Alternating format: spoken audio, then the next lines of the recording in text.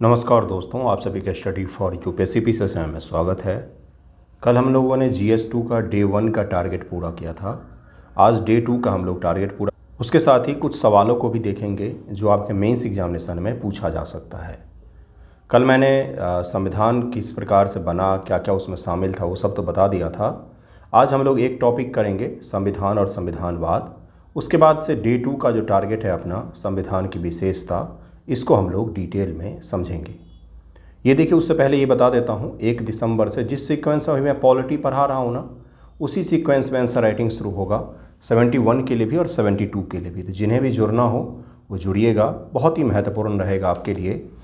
1 दिसंबर से जुड़ सकते हैं और रेगुलर लिख सकते हैं। सबसे बड़ी चीज़ यही होती है कि जब आप पढ़ाई करते हैं PPSC के लिए, तो उसका तब तक मतलब नहीं होता कोई, जब तक आप मेंस के लिए उसके सवालों को हल नहीं कर पाते हैं।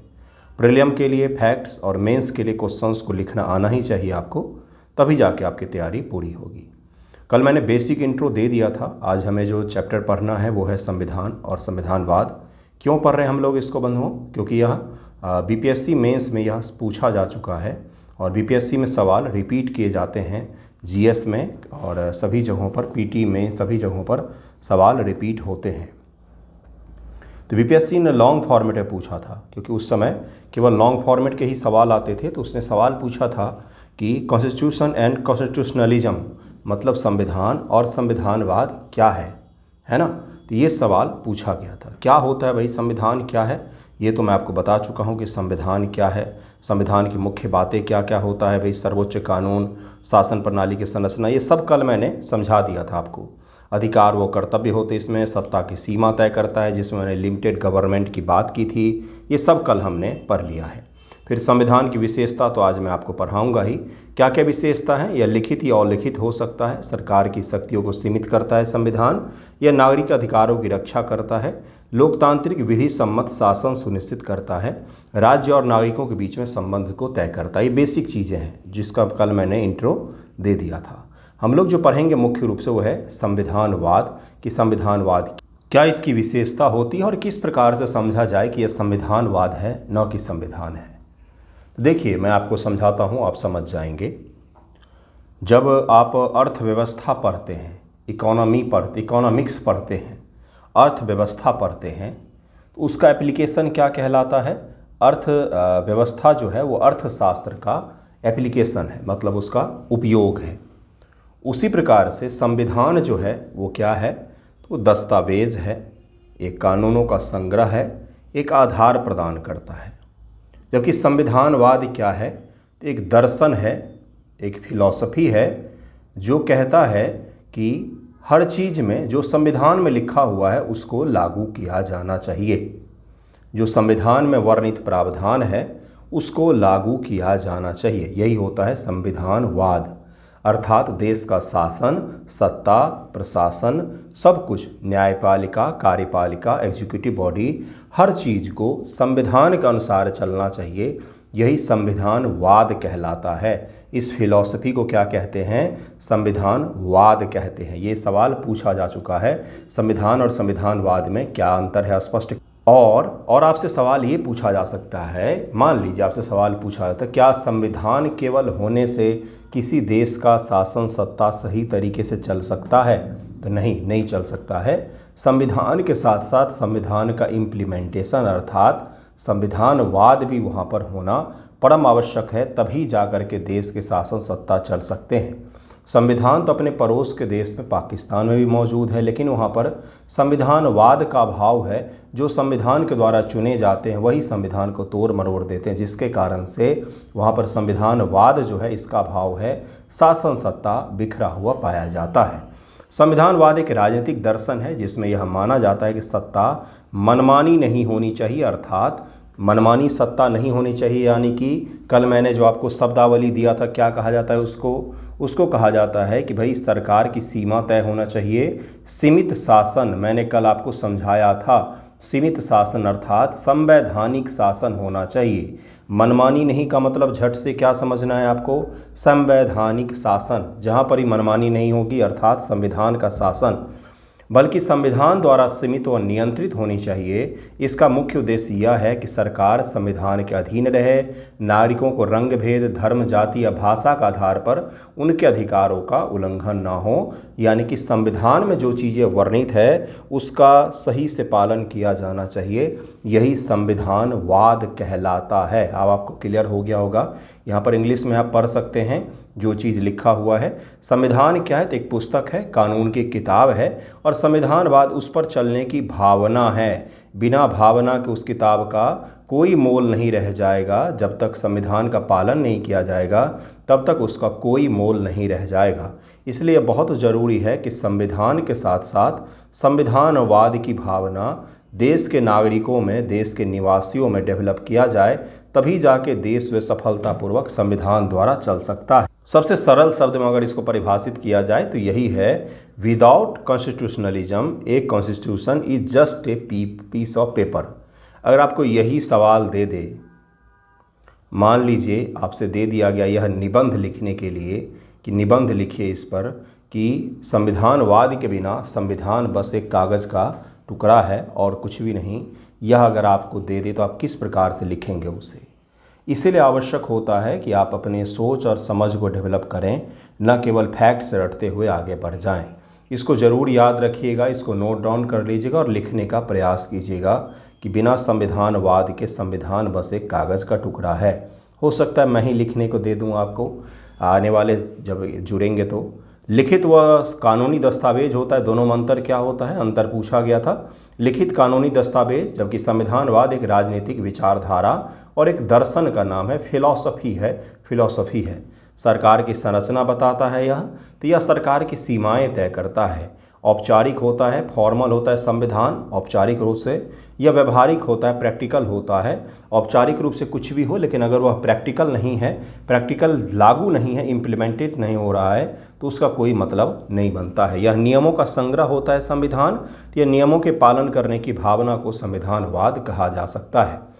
संविधान मौजूद हो सकता है, लेकिन संविधानवाद जरूरी है कि उस देश में हो, ऐसा कतई ज़रूरी नहीं है। कई सारे ऐसे देश हैं जिनके पास संविधान तो है लेकिन संविधानवाद वहाँ पर मौजूद ही नहीं है। तो ऐसे देशों के शासन सत्ता जो होती है अक्सर वो निरंकुश हो जाती है, वहाँ पर संविधानों का दोहन होता है, न कि पालन किया जाता है।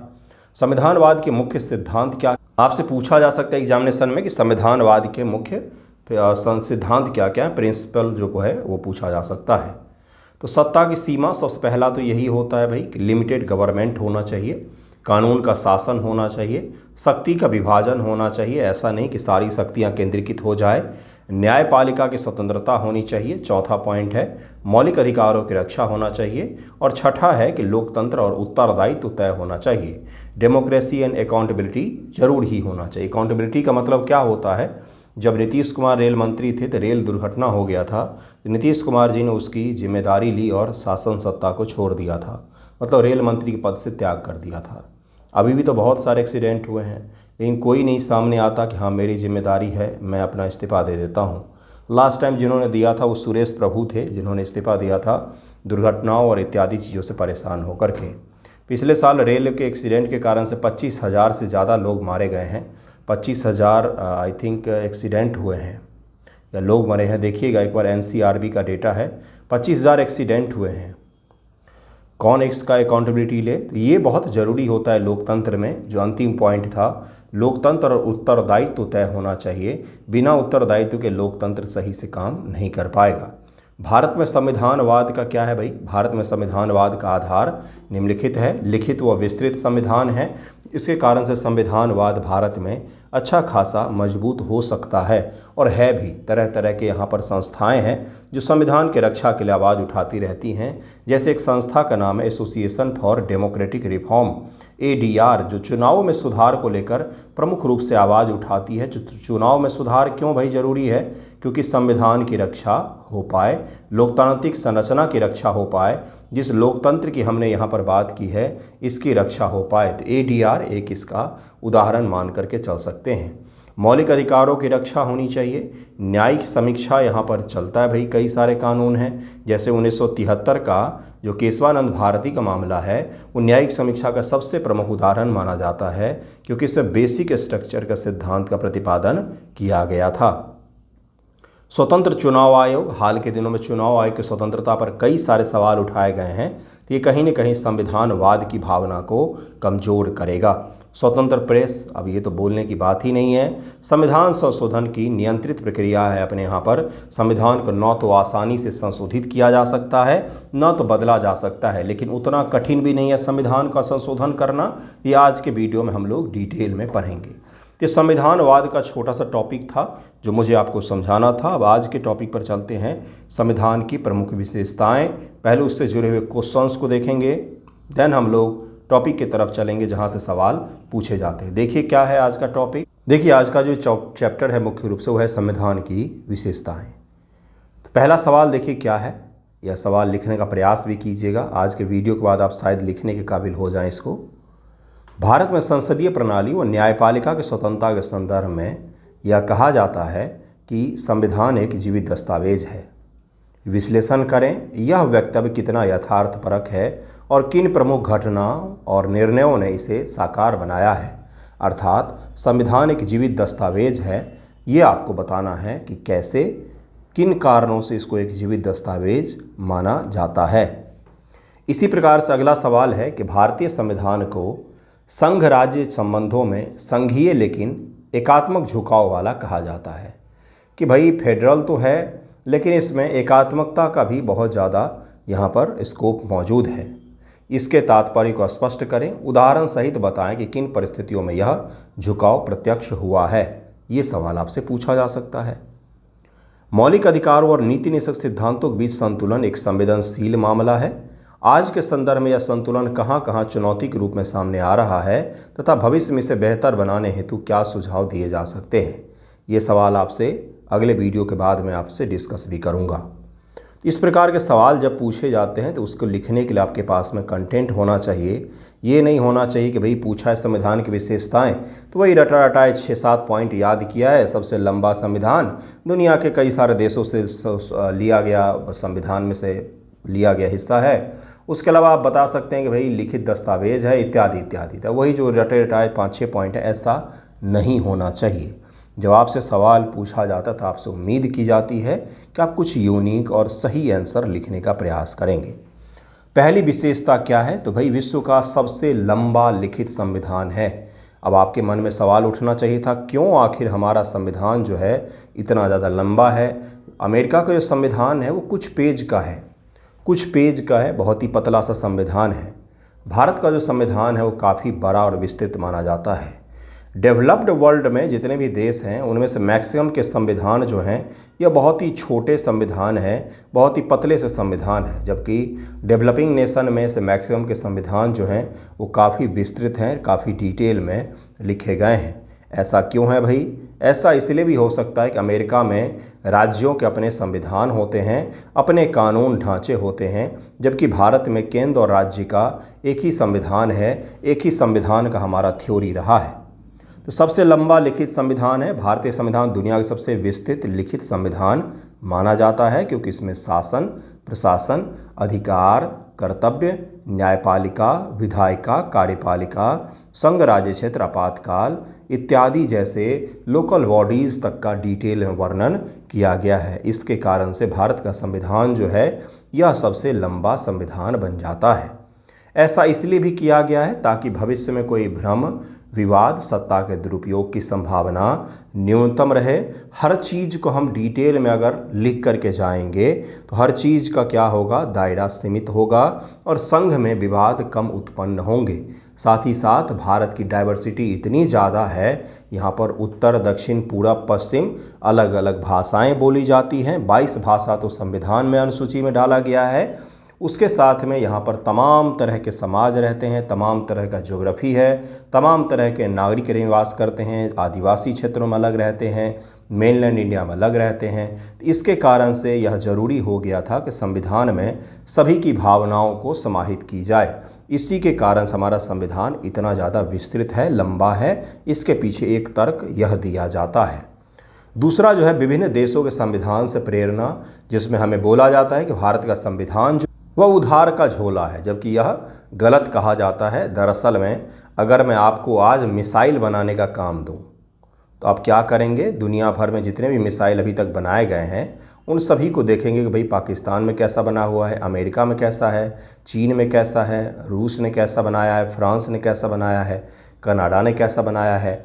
हम उन सब में से उनकी विशेषताओं को लेकर के एक अपना मिसाइल बनाना चाहेंगे, जिसमें क्या होगा भाई, जिसमें उन सब की विशेषताएं समाहित हो, ताकि हमारा जो है वो सबसे अच्छा और सबसे सुपीरियर और हमारे हिसाब का बन सके।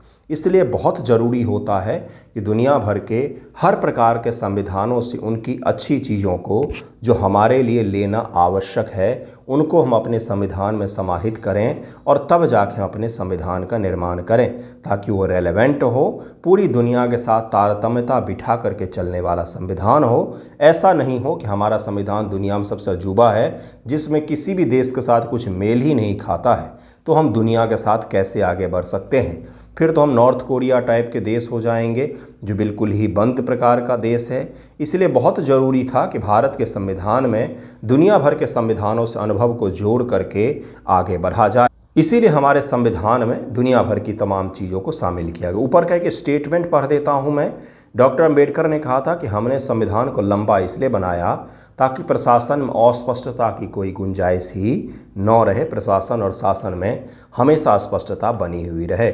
विभिन्न देशों के संविधान से प्रेरणा, भारतीय संविधान निर्माताओं ने दुनिया के श्रेष्ठ संवैधानिक सिद्धांतों को अपनाया और उन्हें भारतीय परिस्थितियों के अनुसार ढाला गया। हमने एज इट इज़ किसी चीज़ को नहीं लिया, बल्कि वहाँ से लिया और उसको अपने देश के हिसाब से, अपनी संस्कृति, अपने शासन के चलाने के हिसाब से उस पर परिवर्तन करके फिर जाके हमने उसको शामिल किया है।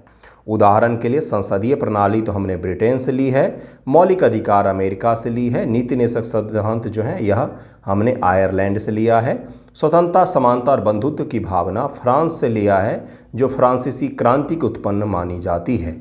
इसको जरूर याद रखिएगा। यह दर्शाता है कि भारतीय संविधान केवल नकल नहीं बल्कि एक सृजनात्मक समायोजन है। मैंने जो मिसाइल का उदाहरण दिया बंधुओं, वो इसीलिए दिया ताकि आप इस चीज़ को समझें कि मिसाइल का निर्माण जो हमने किया है उसमें दुनिया भर की विशेषताओं को हमने इसलिए डाला है ताकि वो क्या हो, केवल नकल मात्र ना हो बल्कि क्रिएटिविटी की सीमा हो, हर प्रकार के नए चीज़ें उसमें इन्वॉल्व हो, उसमें शामिल हो, ताकि हम हर चीज़ से टक्कर ले सकें। पूरे दुनिया के जिन जिन देशों के पास मिसाइल हैं उनसे हम टक्कर ले सकें। तभी तो ले पाएंगे जब उनकी सिक्योरिटी भी हमारे मिसाइल में, हमारे सिस्टम में शामिल होगा। सेम चीज़ हमारे संविधान के साथ भी था कि हमने उसमें दुनिया भर के तमाम तरह की खूबियों को समायोजित करने का प्रयास किया था, जिसमें केसी व्हीलर क्या कहते हैं? केसी व्हीलर कहते हैं कि भारतीय संविधान कठोरता और लचीलापन का सबसे सुंदर उदाहरण है। यही स्टेटमेंट आपके प्रीलिम एग्जाम में पूछा भी जाता है। संघीय व्यवस्था परंतु एकात्मक झुकाव है भारत के संविधान में। संघीय व्यवस्था यानी कि संघ जो है केंद्र हो गया और यह राज्य हो गए। यह राज्य हो गया बिहार, यूपी, नागालैंड, उत्तर प्रदेश इत्यादि इत्यादि, यह राज्य हो गए सारे। तो राज्यों को तो शक्तियाँ दी गई हैं हमारे संविधान के द्वारा, लेकिन ऐसा भी नहीं है कि केंद्र के पास नहीं है। केंद्र के पास में अधिकृत शक्तियाँ हैं, अवशिष्ट शक्तियाँ जो हैं उस सेंटर को प्रदान किया गया है। भारतीय संविधान के अनुसार शक्तियों का विभाजन केंद्र और राज्यों के बीच 3 सूची, कौन कौन सा? संघ सूची जो यूनियन लिस्ट है, राज्य सूची स्टेट लिस्ट और कॉन्करेंट लिस्ट के माध्यम से किया गया है, जो इसे संघीय बनाता है कि भाई शक्तियों का स्पष्ट विभाजन यहाँ पर किया गया है। लेकिन एक आपातकाल जैसी परिस्थिति भी बनाई गई है। कौन सा आपातकाल भाई? नेशनल इमरजेंसी, राज्य आपातकाल जिसको राष्ट्रपति शासन कहा जाता है, और उसके साथ साथ आर्थिक आपातकाल जिसको इकोनॉमिक जो है आपातकाल कहा जाता है। इन तीनों ही परिस्थितियों में केंद्र जो है वह एकल गवर्नमेंट के रूप में भारत काम करने लग जाता है। राज्य सरकारों की शक्तियां जो हैं वो सीमित हो जाती है और भारत का देश जो है वो एकात्मक हो जाता है, संघात्मक से तुरंत ही एक एक्ट के लागू होते ही। तो यह जो है अद्भुत सा हमारे संविधान में प्रावधान किया गया है, अपने पास्ट को सीखते हुए कि ऐसा मौका इमरजेंसी पड़ सकता है जब सारी शक्तियां केंद्र सरकार को अपने हाथों में लेनी पड़ सकती है, जिसके कारण से इस प्रकार के प्रावधान हमारे संविधान में किया गया है। तो एकात्मकता के साथ में संघात्मकता का अद्भुत मिक्सचर भारत का संविधान बना हुआ है, जिसमें अंबेडकर साहब कहते हैं कि भारत एक राज्यों का एक संघ है, लेकिन यह एक राष्ट्र है। यहाँ पर राज्यों को राष्ट्र से अलग होने का कोई अधिकार नहीं दिया गया है। अमेरिका में भी यह कोई अधिकार नहीं दिया गया है। अमेरिका में भी राज्य सेंटर से अलग नहीं हो सकते हैं, शामिल जरूर हो सकते हैं। जैसे सिक्किम जो है पहले अपने देश का हिस्सा नहीं हुआ करता था, गोवा पहले अपने देश का हिस्सा नहीं हुआ करता था, लेकिन समय के साथ वह भारतीय संघ का हिस्सा बना, लेकिन अब उसको अलग होने का अधिकार नहीं है। इसी प्रकार से एक विशेषता है, मौलिक अधिकारों की गारंटी दी गई है, लिखित रूप से गारंटी दी गई है भारत के संविधान में फंडामेंटल राइट्स की। फंडामेंटल राइट्स क्या होते हैं, अगर आपसे कोई पूछे तो क्या होता है फंडामेंटल राइट्स, क्या होते हैं फंडामेंटल राइट्स, मूल अधिकार क्या होता है, तो मूल अधिकार वो कंडीशंस हैं, वो कंडीशंस हैं। मूल अधिकार वो परिस्थितियां हैं। अगर आपसे कोई पूछे और कोई ढंग का मास्टर हो तो यही समझाइएगा, भले उनको समझ में ना आए तो अलग चीज़ है। मूल अधिकार कंडीशंस होते हैं, परिस्थितियां होती हैं जिसको ज़रूरी होता है। मूल अधिकार वो कंडीशंस, वो परिस्थितियां हैं जो ज़रूरी है किसी भी व्यक्ति के संपूर्ण विकास के लिए, वही होता है मूल अधिकार। इसको हम लोग आने वाले मूल अधिकार के चैप्टर में और डिटेल में समझेंगे। लेकिन मूल अधिकार अधिकार से भी ज़्यादा वो कंडीशंस हैं जिसके बिना आप अपना संपूर्ण विकास, कंप्लीट डेवलपमेंट किसी भी व्यक्ति का हो ही नहीं सकता है। जैसे मैं आपकी बोलने समझने की शक्ति को छीन लूँ तो कैसे आपका विकास होगा। बोलने की शक्ति मतलब कुछ भी अच्छा लगे बुरा लगे गर्दन नीचे करके चलो, ये होता है मूल अधिकारों का अभाव। ठीक है, तो ये अपने देश में नहीं है, जिसके कारण से यह एक बहुत बड़ी विशेषता है भारतीय संविधान की कि वो आपको मूल अधिकार प्रदान करता है। बहुत ही विस्तृत मूल अधिकार दिए गए हैं। आर्टिकल 12 से लेकर के 35 के बीच में भारत में मूल अधिकारों का वर्णन जो है वह किया गया है, जहाँ पर राज्य की परिभाषा आर्टिकल 12 में दी गई है कि स्टेट कहाँ किसको जाएगा। स्टेट का मतलब बिहार गवर्नमेंट को मत लीजिएगा, यूपी गवर्नमेंट को मत लीजिएगा। स्टेट का मतलब सरकार, कोई भी सरकार, सरकार शब्द जो है उसको स्टेट कहा जाता है। तो आर्टिकल 12 से 35 में दिया गया मूल अधिकार, ये भी क्या है, संविधान के प्रमुख विशेषताओं में से एक माना जाता है। जरूर ही याद रखिएगा इसको। नेक्स्ट है नीति निर्देशक सिद्धांत। ये क्या है, ये भविष्य के मूल अधिकार हैं। हमारा देश जब आज़ाद हुआ हम 200 वर्षों की गुलामी से आज़ाद हुए थे, तो संविधान निर्माताओं के समक्ष बहुत बड़ी चुनौती आ रही थी। आप बहुत दिनों से भूखे हैं, तो आपका मन होगा कि भाई आज ये भी खाएं वो भी खाएं, आज सारा कुछ आज ही खा लें, फिर आपका बीमार पड़ जाना भी तय होता है। इसी कारण से हमारे समक्ष उस समय बहुत सारे चैलेंजेस थे। हम बहुत दिनों के पश्चात आज़ाद हुए थे, अपने नियम कानून हम खुद बना रहे थे। तो आया कि भाई सारे अधिकार एक ही साथ दे दिए जाएं, क्या नहीं दे सकते थे, क्योंकि देश की आर्थिक और सामाजिक परिस्थिति वैसी नहीं थी कि सभी के सभी डीपीएसपी को भी अधिकार के स्वरूप में लागू कर दिए जाएं। तो इसलिए संविधान निर्माताओं ने क्या किया कि उसको रख दिया, हम लिख करके दे रहे हैं तुमको, तुम ये काम करो, तुम अच्छे से देश चलाओ, सब कुछ सही रहा तो ये चीज़ें आपको मिल जाएंगी। वही है डीपीएसपी कि हम संविधान में लिख करके जा रहे हैं कि आने वाले सरकारें अगर डीपीएसपी के सिद्धांतों को लागू नहीं करेंगी तो उनको चुनावों में लोगों के समक्ष जा कर के जवाबदेह होना पड़ेगा कि हमने क्यों नहीं लागू किया। यही अंबेडकर साहब ने कहा था कि डीपीएसपी वो चीज़ें हैं, वो सिद्धांत हैं जिनको भविष्य में लागू करना है सरकारों को, निश्चित रूप से लागू करना है किसी भी प्रकार से जिससे लोगों का भला हो। जैसे शिक्षा का अधिकार लागू किया गया है, जैसे कि भाई एक समान वेतन का अधिकार लागू किया गया है, जैसे पंचायतों को संवैधानिक बॉडी के रूप में बनाया गया, आर्टिकल 40 में ही है पंचायत की चर्चा। जैसे कि भाई लोगों के लिए भोजन का इंतज़ाम किया जाता है, बच्चों के लिए स्कूल में भोजन का इंतज़ाम किया जाता है, गोवंश की सुरक्षा की बात की जाती है, पर्यावरण की सुरक्षा की बात की जाती है। तो ये सब के सब डीपीएसपी के भाग हैं जो समय के साथ में आपके अधिकार में शामिल किए गए हैं, जैसे शिक्षा का अधिकार इत्यादि। अब एक और डीपीएसपी है जिसको लागू करने की मांग प्रबल रूप से हो रही है। यूनिफॉर्म सिविल कोड इसको कहा जाता है। यूनिफॉर्म सिविल कोड इसको कहा जाता है। ये भी आने वाले समय में लागू किया जाएगा क्योंकि सरकारों का यह कर्तव्य है कि यूनिफॉर्म सिविल कोड को लागू करें। BN राव साहब ने कहा था, ये बहुत बड़े संविधान विशेषज्ञ माने जाते हैं और संविधान निर्माण में भी भूमिका मानी जाती है, कि ये भारत के कल्याण राज्य की आत्मा है। डीपीएसपी के बारे में उन्होंने बोला था कि भारत के कल्याणकारी राज्य की आत्मा है। अगर हम वेलफेयर स्टेट की बात करेंगे तो हमें डीपीएसपी की बात करनी ही पड़ेगी। डायरेक्टरी प्रिंसिपल ऑफ स्टेट कहा जाता है इसको, ठीक है। राज्य के नीति निदेशक सिद्धांत, नीति पॉलिसी को निर्देशित डायरेक्शन देने वाला जो सिद्धांत प्रिंसिपल है उसी को डीपीएसपी कहा जाता है। पॉलिसी यानी कि कोई भी नियम कानून, कोई भी अधिनियम पास करे सरकार तो उसका प्रिंसिपल सिद्धांत इसको ध्यान में रखते हुए बनाएगी ताकि लोगों का भला हो। तो वेलफेयर स्टेट की भावना संविधान के भाग 4 में डीपीएसपी में वर्णित है। अगला जो हमारे संविधान की बहुत बड़ी विशेषता है वो है धर्मनिरपेक्ष राज्य, यानी कि राज्य का, स्टेट का कोई भी धर्म नहीं होगा। जैसे आपने सुना होगा इस्लामिक रिपब्लिक ऑफ पाकिस्तान, ये नाम दिया जाता है, ये नाम आता है भाई, ये इस्लामिक रिपब्लिक ऑफ पाकिस्तान कहा जाता है। जैसे आपने सुना होगा इस्लामिक अमीरात अफ़गानिस्तान, है ना। तो ये नाम कहाँ से आया है? क्योंकि उनके देशों के नाम के साथ में उनके धर्म का नाम लगा हुआ है। वहाँ पर राज्य का भी एक धर्म है, लेकिन अपने देश में राज्य का कोई भी धर्म नहीं है। राज्य का कोई भी धर्म नहीं है। राज्य जो है वो धर्म निरपेक्ष है। राज्य को कोई भी धर्म नहीं है, राज्य धर्म निरपेक्ष है। राज्य सभी धर्मों को समान संरक्षण देगा, सभी धर्मों के साथ समान रूप से उनको क्या करेगा, तो इज्जत भी देगा।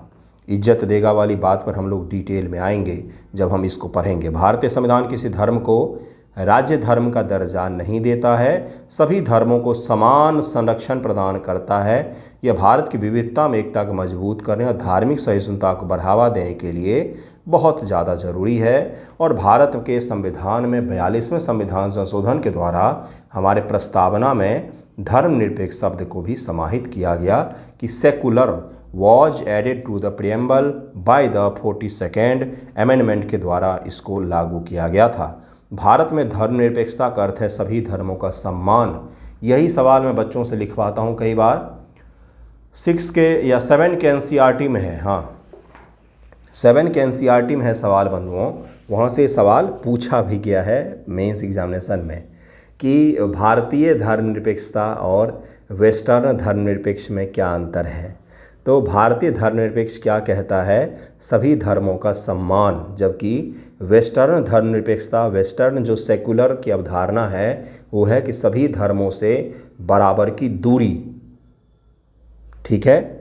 भारतीय धर्मनिरपेक्षता जो है ये धर्म के आंतरिक स्वरूप और बाह्य स्वरूप इन दोनों को संविधान के द्वारा प्रोटेक्ट करता है। आपका अपने ईश्वर के साथ, अल्लाह के साथ, भगवान के साथ क्या संबंध है वो भी प्रोटेक्ट करता है भारत का संविधान।